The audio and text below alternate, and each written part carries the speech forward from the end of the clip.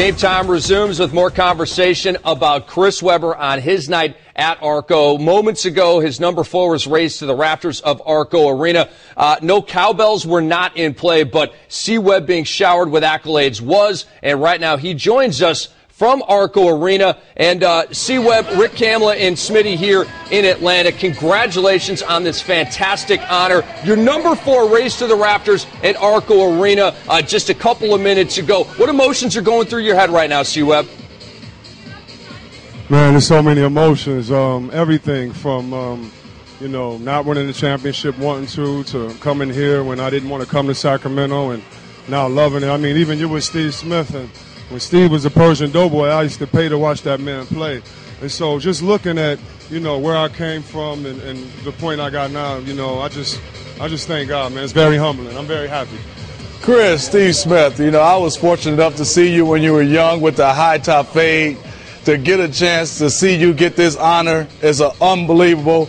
And like I said, for me, to put you in the class of, when Michael Jordan, the face of the Chicago Bulls, Dominique, the face of Atlanta, you're the face of the Sacramento Kings, and for me to get a chance to see what you've done, I want to say congratulations to you from my heart to yours. Well deserving.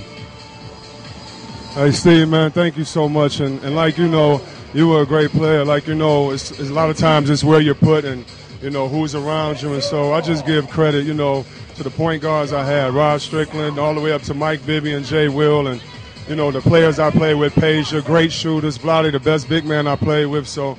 They really helped my career along with, the Saint in Detroit up at St. Cecilia. So I'm very happy today, man. And C-Webb, it was really cool to see the interaction between you and Vlade during the ceremony. Obviously, a lot of love there. Can you go a little bit more in depth into just how cherished of a teammate he was for you there in Sacramento? He was a cherished teammate, but he was more like a big brother. I learned a lot of lessons from Vlade.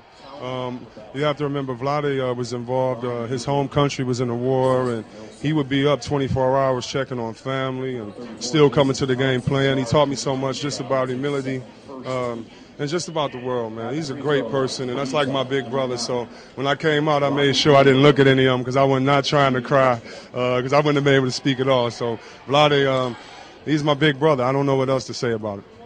Well, Chris, getting a chance to watch your career, I've always said it has the best hands in basketball, one of the best passing big men in the game.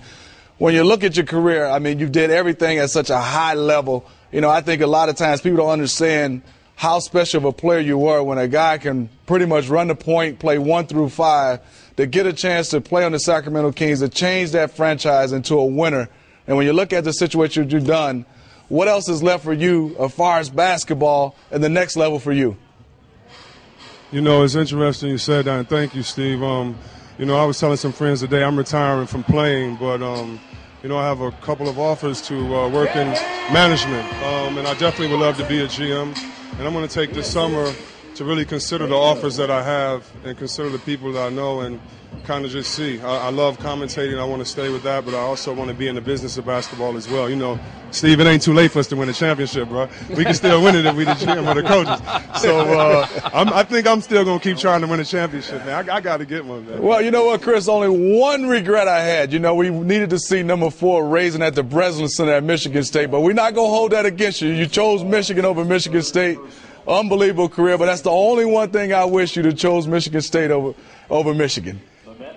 You know what, Steve? I remember our recruiting visit. They made sure I went with the best person, and that was you. I remember our visit. And, the main reason why I wanted to go there was because Judd Heathcote said that if Steve Smith can play the point guard, he might be able to teach you how to do it. I wanted magic, you big fella. I felt I fit right in. But, it's funny. I hate y'all at Michigan State. I grew up loving you and, all the players, there and in my team, one of my closest friends here tonight. But I thank you, man, Steve, for when you play in front of young guys, when you're younger, you did your thing, man. And so that swag, the way we play, all of that, man, is from Detroit players that came before us, you, D. Light, and Derek Coleman. I can't even the Cooley teams, the Southwestern teams. So, man, I really thank you because as I look at my career, all of you had an impact on how I play, man. And, Steve, you're the only one in the NBA that had his own move, the baseline. I don't know if people know that. This is Steve Smith, the only one with his own move.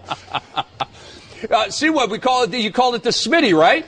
A little fake. I just call it the Steve Smith move.